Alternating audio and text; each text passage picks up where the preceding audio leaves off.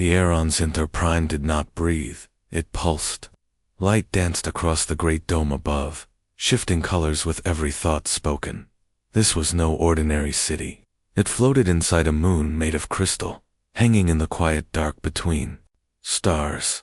Around the chamber stood beings from across the galaxy, tall, glowing figures of light, slow-moving creatures of stone, minds made of mist and sound. They were the Galactic Concord, the oldest alliance in space. They had seen empires rise and fall. They had mastered peace, logic, and the silent language of light and wave. And in the back, almost hidden, stood the humans. They looked so small, so normal. 2 arms, 2 legs, soft skin, fragile bones. They wore simple navy blue uniforms, clean but worn. No glowing auras, no telepathy, just eyes, real, blinking, feeling eyes. Commander Ilara Voss stood straight, her dark hair tied back, her hands steady at her sides. She was young, too young, some would say, to speak for all of Earth. But she carried herself like someone who had already lost too much. Her father had died in the Mars storms, her brother on Europa, defending a research station from icequakes. She did not come here for glory. She came because someone had to. Beside her, Lieutenant Cato Wren scanned. The room, his jaw was tight. He had fought in the lunar wars. He knew what it meant to be underestimated. He leaned slightly toward Ilara. "They're not even pretending to listen," he whispered. She didn't answer. She didn't need to. She could feel it. The quiet laughter in the air, the flicker of light that meant amusement, the way the Selthari ambassador raised one chitinous limb in what could only be a gesture of pity. Then came the message. No warning, no signal, just a sudden ripple in the dome. Red, urgent, alive. Alarms screamed in silent pulses. The crystal walls turned blood red. A hologram burst into the air, a massive storm in the Orion Arm. Not a storm of wind or water, of metal. A swarm, a wave of jagged self-replicating machines, devouring star after star. The VORATH. Ancient, unstoppable, thought dead for 10,000 years, now awake. The room froze. Even the glowing glimmerfolk dimmed in fear. The liquid being Vey, leader of the Concord, turned slowly toward the humans. "You have one ship near the frontier," Vey pulsed. "The Odyssey? Can it hold them?" Silence. Then Ilara stepped forward. "No," she said, her voice clear, strong. "It cannot hold them, but it can delay them." A ripple of disbelief spread through the chamber. One ship against the Vorath. The Zelthari ambassador let out a soundless laugh, a flicker of purple light, sharp and cold. Delay the Vorath. With that, Ilara didn't flinch. She looked up, not at the giant alien, but at the hologram of the swarm, a storm of death, moving, fast, silent, endless. "We will buy you time," she said. "Just get the rest of your fleet ready. Evacuate the outer systems. Do something." Cato stepped up beside her. "We're not asking for help. We're asking for a chance." The Concord did not answer. They only watched, as if waiting for the humans to break, to beg, to run. But Ilara turned and walked. Cato followed. They didn't look back. Outside, under the cold glow of the crystal moon, they boarded their shuttle. No fanfare, no honor guard, just 2 humans, returning to a ship that was old, slow, and never meant for war. But it was theirs, as the engines fired.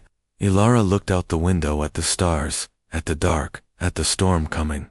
Her voice was soft, but full of fire. "We don't have to win," she said. "We just have to make them remember we were here." And for the first time, in all the long history of the galaxy, something fragile, something human, flew, not in fear, but in quiet, unshakable courage. The Odyssey was not a legend. It wasn't in any galactic database. No alien empire would look at it and tremble. It was a human ship, old, scarred, held together by welds and willpower. Built during the dark years after the lunar collapse, when Earth had almost given up on the stars. Its hull was patched with steel from old space stations. Its engines rumbled like a tired beast. It carried no fancy shields, no warp drives that bent space. Just fusion thrusters, railguns, and a crew that refused to quit. It floated near the edge of the Veil of Sighs, a great cloud of gas and dust, where stars went to die, quiet, forgotten.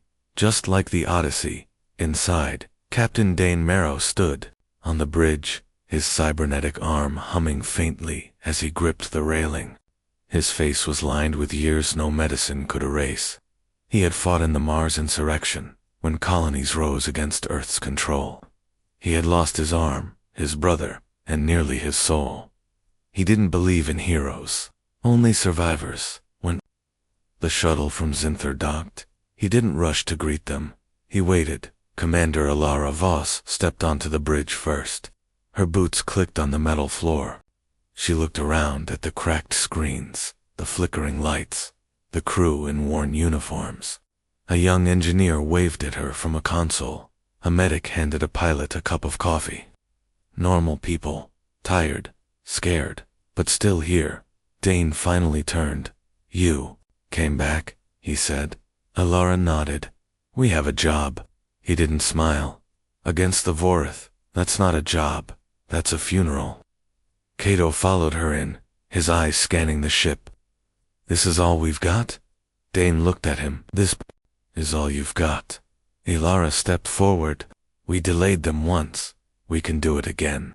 Dane laughed, a short, sharp sound. "With what, railguns and hope?" "Yes," Alara said. "That's exactly what we have." She walked to the main screen. The Vorath swarm filled it, a storm of metal teeth, devouring a red dwarf star like a beast eating a heart. No mercy, no pause, just consumption. "We don't have to beat them," she said, turning to the crew now gathering behind her. "We just have to slow them, make them hesitate, make them think." Cato crossed his arms. "They don't think like we do. They adapt, they learn. Then we don't fight like machines," Alara said. "We fight like humans." Dane studied her. He had seen this look before in soldiers, before battle, in scientists before a launch, in parents saying goodbye to children they knew they might never see again. It wasn't madness, it was determination. He turned to the crew. "You heard her. We're not here to win, we're here to last." A voice from the back, young, strong, spoke up. "What if we don't come back?" Alara didn't look away. "Then the galaxy will know we tried." Silence. Then, one by one, the crew nodded. The engineer raised a wrench. "Then let's make sure they feel us." The medic taped a patch on her sleeve.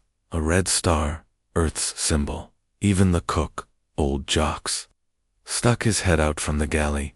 "I packed extra rations, in case we get lucky." A small laugh moved through the room. Not joy, but unity.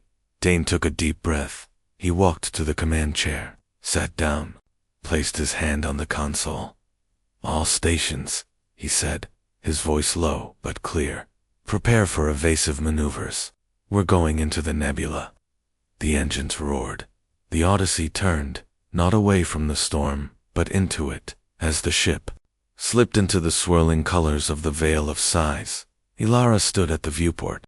The gas clouds twisted like ghosts. Stars blinked in and out. It was beautiful and deadly. Cato joined her. "You really think we can do this?" She didn't answer right away. Then she said, "I don't know. But I know we have to try. Not for the Concord. Not for glory. For everyone who came before us. For every person who looked up at the sky and dreamed of something more." Cato smiled, just a little. "Even if more means dying in a broken ship. Especially then," she said. Outside, the Odyssey danced through the storm, small and bright against the endless dark.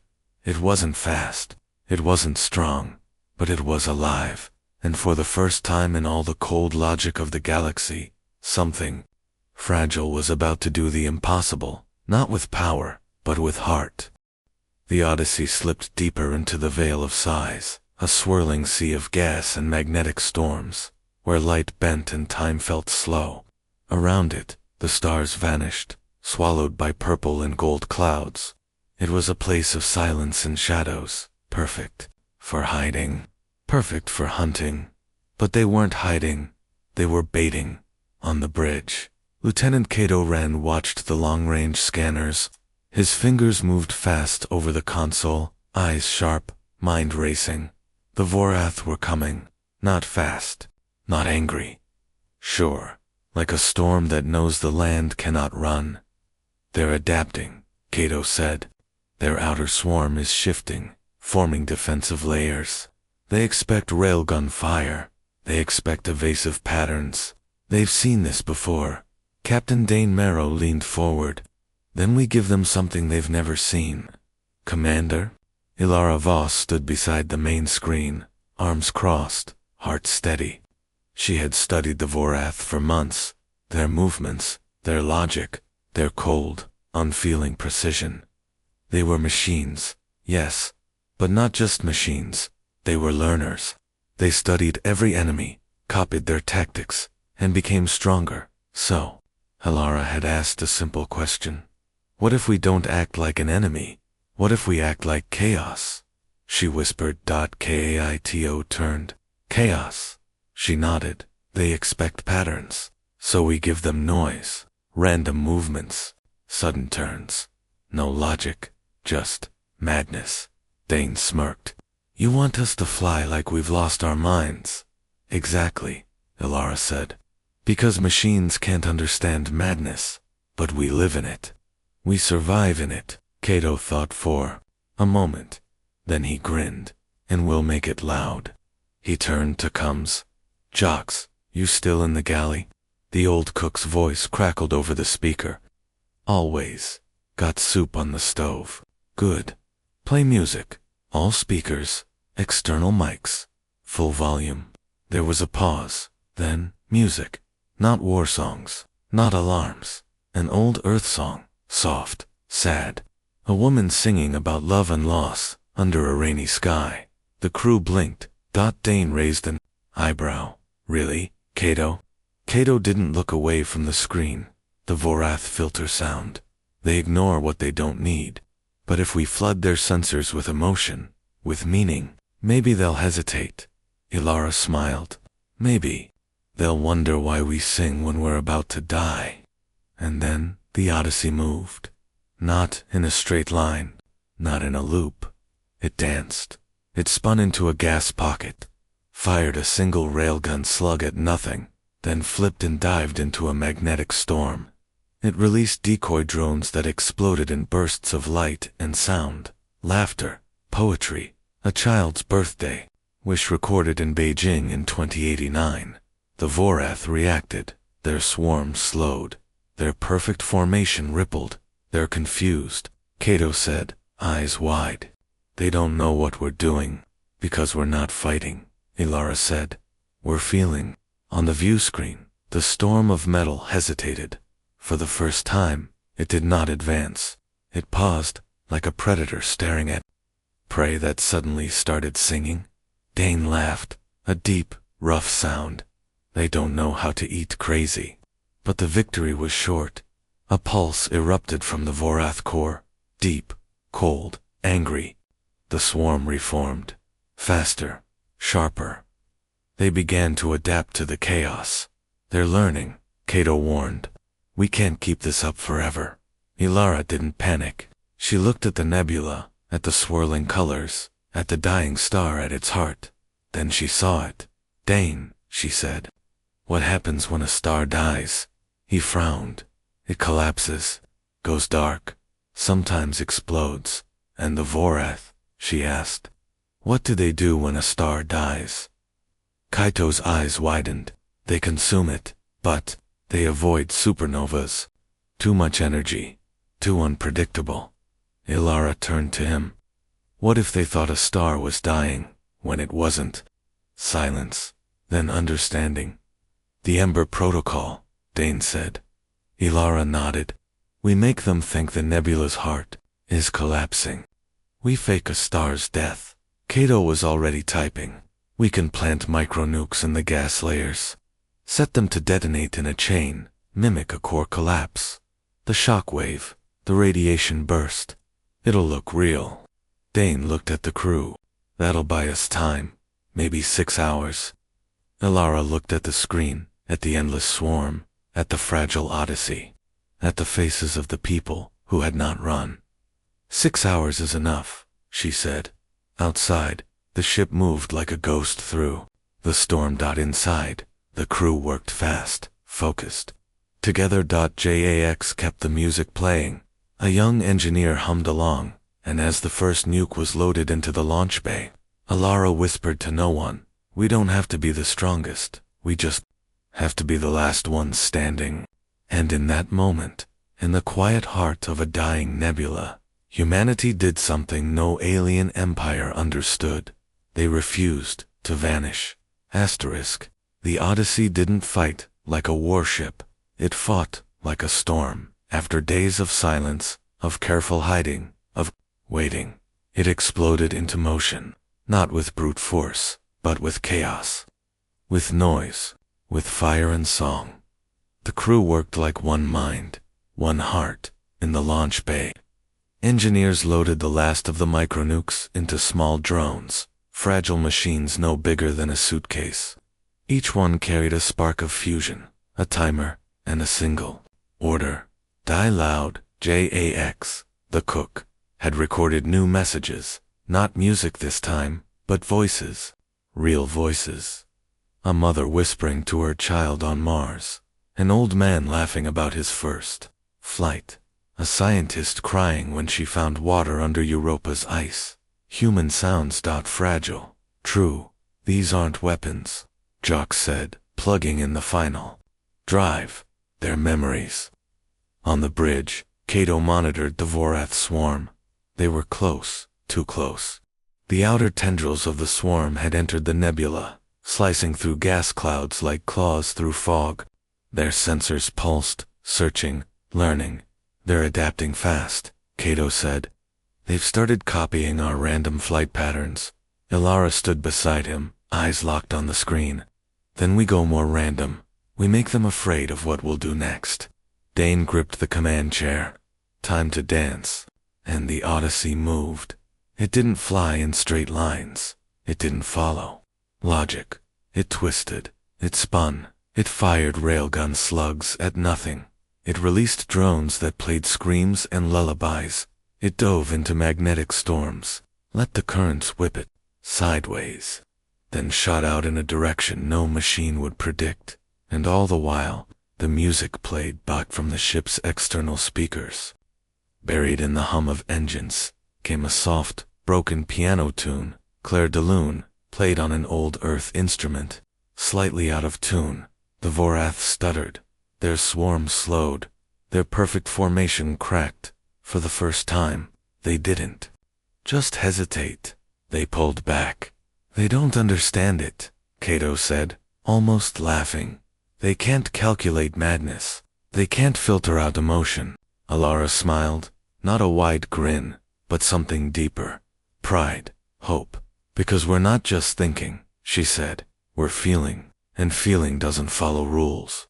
Then the first nuke detonated, deep in the nebula, a flash of light. Small, but sharp. Then another dot, and another. Like a heartbeat, the ember. Protocol had begun. The chain of explosions spread through the gas layers, timed to mimic the collapse of a dying star. Shockwaves rippled outward. Radiation flared. The heart of the nebula shook, and the Vorath reacted. They didn't attack. They retreated. Their swarm folded inward, shields rising, core pulsing with panic. They had faced weapons before, but this was entropy. This was endings. And even machines fear the dark. On the Odyssey, the crew held their breath. Did it work? Someone whispered. Then Cato let out a breath. They're pulling back. Full retreat. They think the star is collapsing. Dane leaned back, eyes closed. 6 hours. Ilara, didn't move. She stared at the screen, watching the swarm fade into the distance. They had done it. They had won a battle, not with power, but with trickery, with story, but then silence. No message from the Concorde. No. Fleet arriving. No thanks. Cato checked the long-range comms. Nothing. They're not responding. Dane opened his eyes. They left us. Elara turned slowly. What? Look. Cato pulled up a galactic scan. The major species, Zelthari Glimmerfolk Vey, they've all moved deeper into the core systems. They're evacuating. They're abandoning the frontier. The room went still. Jox's voice came over the speaker. Quiet now. So we're on our own. Dane slammed his fist on the armrest. We were never with them. We were just expendable. Elara didn't speak. She walked to the viewport. Outside, the nebula glowed, wounded, beautiful, alive. The Odyssey floated like a speck in the dark dot, and for the first time, she felt it. Not fear, anger, not for the Voreth, but for the galaxy that had looked at humanity and seen nothing. She turned to the crew. They think we're done, she said. They think we fought our battle, and now we hide. Her voice grew stronger. But we're not hiding, we're not retreating, and we're not alone. She looked at each face. Dane, steady and scarred. Cato, sharp and loyal. The engineers, the medics, the cook who carried soup into war. We have 6 hours, she said. And in 6 hours, we do what no one else will. Dane raised an eyebrow. What's that? Elara smiled. Cold, fierce, human. We go after the Voreth core. Silence. Then Cato stood. That's suicide. Maybe, she said. But if we don't try, no one else will. And if we die forward. One by one, the crew stood. Jax unplugged the music drive. I packed extra rations, he said, in case we win. And as the Odyssey turned toward the retreating swarm, engines roaring like a beast awoken. One truth burned in every heart. They were small, they were fragile, but they were not afraid. And in the dark between stars, a tiny human ship flew, not for glory, not for peace, but for honor. The Odyssey flew deeper into the dark, its engines humming like a heartbeat in the endless quiet. Behind it, the veil of sighs faded into starless void. Ahead nothing but silence and the fading trail of the Vorath swarm. But the real emptiness wasn't outside. It was in the comms. Commander, Elara Voss, sat at the communications console, her fingers pressing the transmit button again and again. This is UN's Odyssey, calling Galactic Concord Command. Do you copy? Static. We have delayed the Vorath. Repeat. We have delayed the Vorath. Requesting status update and support. Only silence. Answered. She tried every frequency, every code, every known relay station. Nothing. Lieutenant Cato Wren stood beside her, his face tight. They're not just ignoring us, he said quietly. They've shut us out. Captain Dane Merrow entered the bridge, his cybernetic arm clicking softly as he gripped the railing. Why? Cato pulled up a galactic tracking map.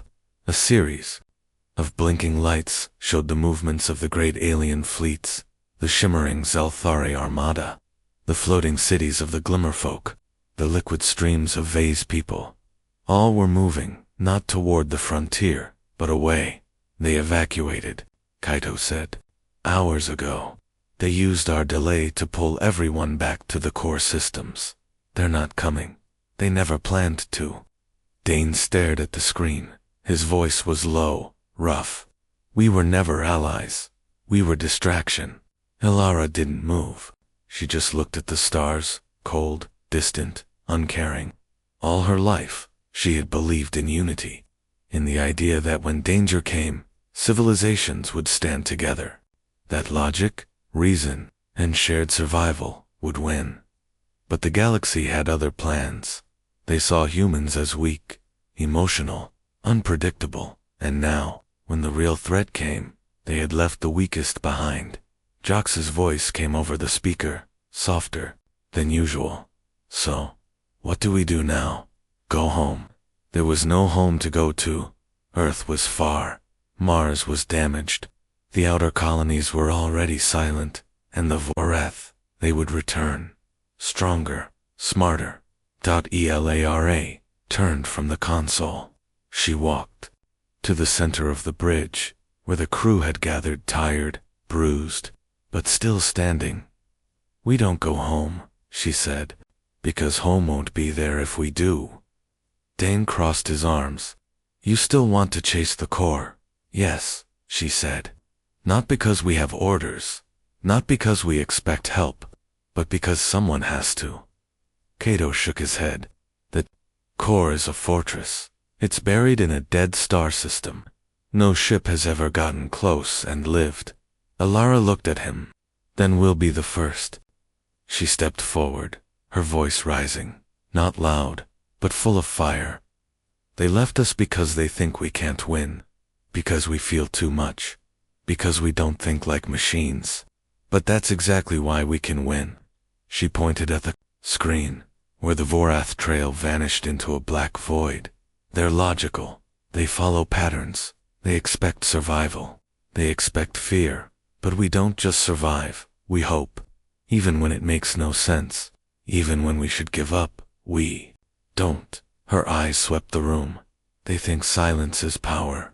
But we know, noise is power. Love is power. Memory is power. And we carry all of it." A long silence followed. Then, one by one, the crew nodded. The young engineer who had fixed the railgun with a wrench in prayer. The medic who had stitched wounds with shaking hands. The pilot who had flown through plasma storms without flinching. They weren't soldiers from a great empire. They were people, ordinary, fragile, human, and they were still here. Dane finally stepped forward. He didn't smile. He didn't cheer. He just placed his hand on the command panel. "All right," he said. "Let's go scare a monster." The Odyssey turned. Its engines flared. It left the safety of the nebula behind and flew into the deep black toward the heart of the Vorath. Toward the dead star. Toward a mission no sane being would attempt. No fleet followed. No allies cheered. No allies cheered. No one was watching. But they flew anyway.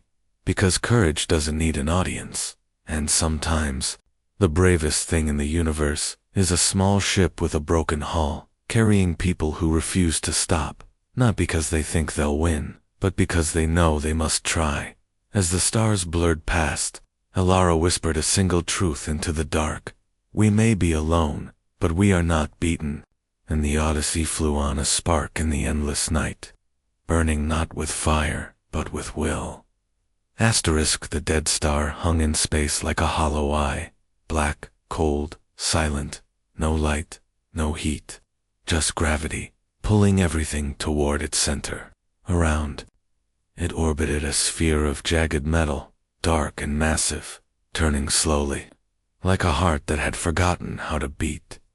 This was the Vorath core, not a ship, not a station, a world built from the bones of dead planets, forged by machines that had no name, no purpose, except to consume, and toward it, tiny and defiant, flew the Odyssey. Inside, the air was thick with tension. No one spoke. The hum of the engines was the only sound. On the main screen, the core grew larger, a mountain of black metal, covered in moving veins of light, like circuits alive. Cato sat at the sensor console, fingers flying. "They know we're here," he said. "But they're not attacking." Ilara stood beside him, eyes locked on the screen. "Why?" "Because we're not acting like a threat," Cato whispered. "We're moving slow. No weapons charged. No evasive patterns. We look like debris." Dane leaned forward. "They scan for danger, speed, energy spikes. We're giving them nothing." Ilara nodded. "So we don't fight like soldiers. We act like ghosts." The Odyssey drifted closer, hidden in the solar wind of the dead star, its heat signature masked by the cold void. It looked broken, lifeless, Just another piece of space junk caught in the gravity well. But inside, the real weapon was waking up.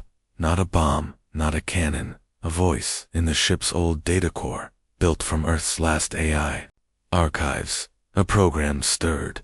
It wasn't made for war. It was designed for something the galaxy had forgotten. Understanding it had studied poetry, music, diaries, prayers. It knew what it meant to lose someone to hope, to dream. It was called Project Echo, RELA. Sat in front of the terminal, her hands steady, ready. Jox's voice came over the speaker. Loaded. Voices, music, memories, all in the signal. She took a breath. Then we don't shout, we speak. And she pressed the button. From the Odyssey, a signal burst into space. Not a weapon, not a code, a story. It began with a child's laugh. Recorded in Nairobi in 27-3. Then a poem old, about stars and sorrow. Then a song played on a broken guitar, sung by a man who had lost his home to fire. Then a message from a mother to her. Son, lost in deep space, I still set a plate for you at dinner. One by one, the moments played, raw, real, human. The Vorith core reacted, not with weapons, not with movement, with stillness. Its slow rotation paused. The glowing veins in its surface flickered red, then blue, then black. Sensors across the Odyssey screamed, with strange energy spikes. They're processing it, Cato said, stunned. Not just processing, Ilara whispered, feeling. Because the Voreth weren't just machines, they were orphans, ancient, forgotten, built by a long-dead civilization to survive, to grow, to expand, to endure. But never to live, never to love, never to remember. And now, for the first time, they were hearing what survival meant. Not just living, but caring that you lived. A signal returned, not in code, not in pulses, in human language, slow, broken, like a child learning to speak. It said, only 3 words. Why? Keep trying. The crew froze. Ilara stood, her heart pounding. She walked to the mic, because, she said, voice soft but strong, even when everything is gone, we still hope. She didn't speak as a soldier, not as a commander, as a person. We lose people, we break, we cry, but we get up, because someone once smiled at us, because a song makes us feel less alone, because we believe, even when there's no proof, that tomorrow can be better. Silence then. The core changed. The black metal began to shift, not into weapons, not into more machines, into shapes. Towers rose, not for war, but like trees. Walls curved like books, open to the sky. One great structure formed a dome, with a single light in the center, glowing like a star. The Vorath weren't attacking, they were building. Cato stared at the screen, eyes wide. They're not destroying, they're remembering. Dane let out a breath. We didn't beat them, we woke them. Ilara looked at the core, no longer a monster, but something new, something sad, something alive. We didn't come to destroy you, she whispered into the void. We came to remind you that you're not alone. And far away, in the silent halls of the Galactic Concord, where alien leaders watched in shock, one truth burned through the stars. Humanity had not brought fire. They had brought light. And sometimes, the softest voice can shake the darkest machine. The Vorith core did not attack. It did not flee. It changed, like a seed cracking open in deep soil. The black metal world began to shift, slowly at first, then faster, plates sliding, towers rising, shapes forming not from logic, but from something deeper, something like memory. On the Odyssey, the crew watched in silence. Cato's fingers hovered over the console, ready to fire, to dive, to run, but there was no threat, only wonder. They're building, he whispered. But not weapons. No, the structures were soft, curved. One looked like a great tree, its branches made of silver wire, glowing faintly, Another rose like a spiral staircase into space, with no top, no end, as if built for someone who wanted to climb forever. And in the center, a single dome, opened to the stars. And inside it, a light pulsed, slow, steady, like a heartbeat. Alara stared, her breath caught in her chest. They're not machines, she said. They're trapped. Dane turned to her. What? She pointed at the dome. That light, it's not a reactor. It's a signal, a message, buried under layers of war and programming. But it's still alive. Kato pulled up the data. The core's energy patterns. They're not random. They're repeating. Like a loop, a prayer. And then the signal came again. This time, stronger, clearer, still in broken human speech, but with feeling now, with voice. We were left. The words echoed through the ship. Ilara stepped forward. Who left you? A long pause. The core pulsed. Creators. Gone. Worlds. Dead. We survived, but forgot. Why? The truth fell like a stone.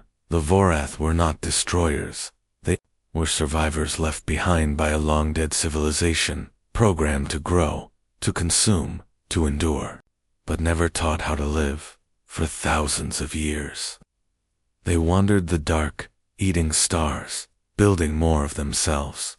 Not because they wanted to, but because it was the only thing they knew. They were not evil. They were lost. And now, for the first time, they had heard something they had never known. A story, a song, a voice that said, "You matter." Tears ran down Jox's face in the galley. The cook, who had served beans and bread for 20 years, whispered, "Oh, you poor thing." Ilara took a deep breath. She didn't speak as a commander. She spoke as a human. "We were lost too," she said. "After wars, after plagues, after we hurt each other for so long, we forgot how to be kind, but we kept going. Not because we were strong, because we remembered someone once held our hand. Someone sang us a lullaby. Someone said, 'I believe in you.'" She looked at the screen. "You don't have to keep eating stars. You don't have to keep building more of you. You can be something else." Silence, then movement. The Vorath core opened, like a flower in space. Its outer layers peeled back, revealing a chamber inside, not of metal, but of light, and in the center, a single node pulsed, shaped like a star, surrounded by carvings, not of war, but of faces, alien faces, long gone, their creators. It was a memorial. Kaito breathed. They weren't building an army dot, they were building a grave. Dane closed his eyes. All this time, they were mourning. Ilara reached out, as if she could touch the screen. "You don't have to be alone anymore." And then the core answered, not in words, in music. A single tone, pure and deep, rising from the heart of the machine. Then another, and another. Soon, a melody formed, slow, sad, beautiful. It wasn't human, it wasn't alien, it was new. The Odyssey's speakers carried it. Through the ship, JX stopped, stirring his soup. The pilot took her hands off the controls. Dane closed his eyes. It was the first song the Vorath had ever sung, and it was for them, outside. The swarm, once a storm of destruction, slowed, then stopped. Some units began to break apart, not in defeat, but in release. Others formed circles around the core, like guards, like family. Kato wiped his eyes. "They're not going to attack the galaxy?" "No," Ilara said softly. "They're going to protect it, because they had learned the one thing no logic could teach. That to live is not just to survive.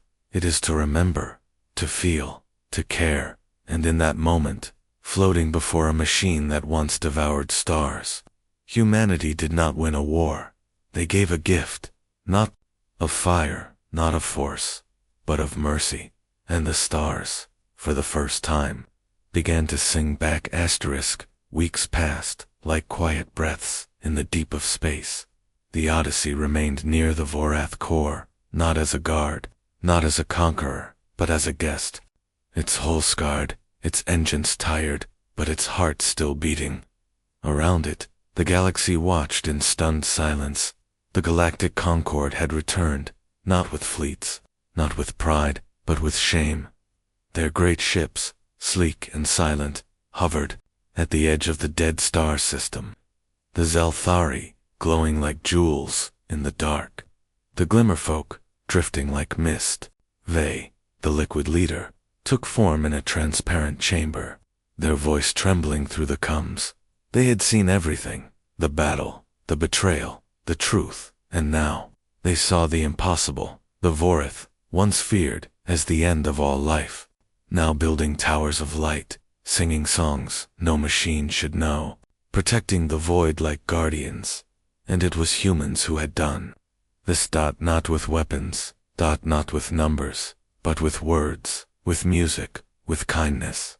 On the bridge of the Odyssey, Commander Alara Voss stood with her crew. They were tired. They were thin. Some still carried wounds no medkit could heal, but they stood tall. Ambassador Zinra of the Zelthari approached through the coms, her voice soft, almost broken. You did what we could not. You faced the monster, and gave it a name. Ilara shook her head. We didn't give it a name. We remembered its soul. Silence followed. Then Vey spoke. We judged you.